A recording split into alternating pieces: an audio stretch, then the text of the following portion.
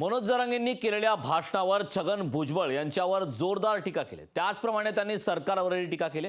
त्यांच्या टीकांवर भुजबळ आणि गिरीश महाजन यांनी नेमकी काय प्रतिक्रिया दिली पाहूयात।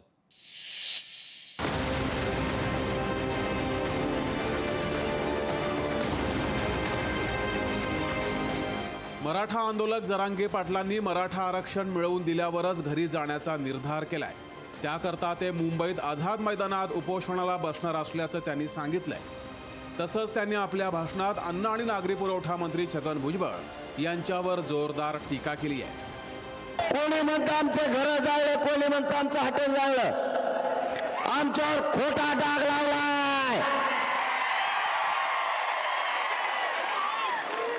यांनी यांचेच हॉटेल जाळले आणि निष्पाप माझे गोरगरीब मराठ्यांचे बांधव तुम्ही गुतवले।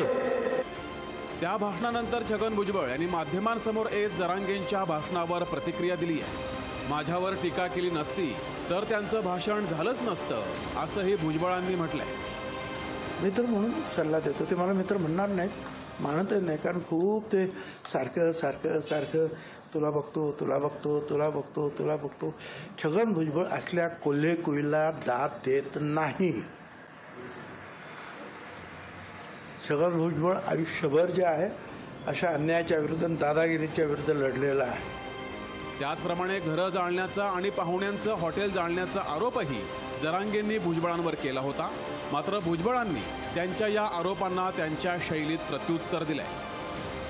म्हणजे प्रकाश सोळंकेवर पण हल्ला भुजबळांनी केला, ज्याचा क्षीरसागरवर हल्ला भुजबळांनी केला, त्या संदीप क्षीरसागरचं जे राष्ट्रवादीचं ऑफिस ते भुजबळांनी जाळलं, शिक्षण संस्था जे तर त्यांची पण भुजबळांनीच जाळलं आणि हॉटेल पण सगळं भुजबळांनी जाळलं।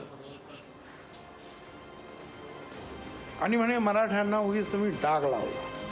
त्याचप्रमाणे त्यांनी मराठ्यांना आरक्षण मिळावं अशी भावना व्यक्त केली आहे। मराठा बांधवांनी शांततेत आंदोलन करावं हे देखील त्यांनी यावेळेस सांगितलंय की मराठा समाजाला आरक्षण द्या, ते वेगळं आरक्षण द्या, आणि हे जे क्युरेटिव्ह पिटिशन जे आहे ते त्या संदर्भातलं आहे, ते वेगळं आरक्षण देण्याच्या संदर्भातलंच आहे। त्याचप्रमाणे भाजपा नेते गिरीश महाजन यांनीही जरांगेंच्या भाषणावर प्रतिक्रिया दिली। मराठा बांधवांना टिकणारं आरक्षण देऊ, आरक्षण अंतिम टप्प्यात आलं असून मागासवर्गीय आयोग तातडीनं कामाला लागलं असल्याचंही त्यांनी यावेळेस म्हटलंय। माननीय सर्वोच्च न्यायालयाने या ठिकाणी क्युरेटिव्ह पिटिशनवर निर्णय दिलेला आहे, म्हणजे त्यांनी आपल्याला एक विंडो ओपन केलेली आहे आणि ते आपल्याला 24 जानेवारीला ऐकून घेणार आहेत। 24 जानेवारीला ऐकून घेत आहेत, थोडा वेळ आहे, उशीर आहे, हे खरं आहे, परंतु त्या ठिकाणी आता आपल्याला अतिशय ही आपल्यासाठी जमेची बाजू आहे, अतिशय पॉझिटिव्ह बाजू आहे। सर्वोच्च न्यायालय त्या ठिकाणी ऐकून घेणार आहे। आपण मागासवर्गीय आयोग नेमलेला आहे। महायुतीतल्या दोन्ही नेत्यांनी दिलेल्या प्रतिक्रिया पाहता सरकार आरक्षणासाठी अनुकूल आहे। सरकार आता मराठा बांधवांना आरक्षण देणार की जरांगेंचं आंदोलन थोपवणार हे पाहावं लागेल। ब्युरो रिपोर्ट, लोकशाही मराठी, मुंबई।